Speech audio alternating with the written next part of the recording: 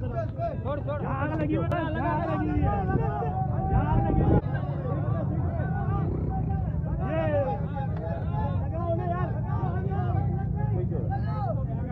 हमारे को रोजगार दिया शहबाज शरीफ ने, ये रोजगार दिया हमारा 235 रुपए में। आज गाड़ियां चली है, कल हम रेलवे बंद करेंगे, अपने बच्चे लेके आएंगे वहाँ पर। ये हमारा रोजगार है, हम कहाँ जाए? भीख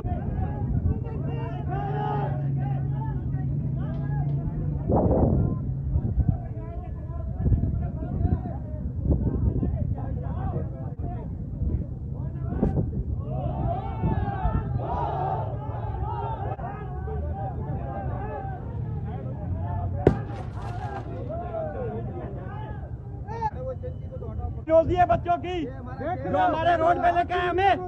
मैं आला काम सेक्रेटरी हूँ, ये हमने तुम्हें इसलिए मुंतखब किया था।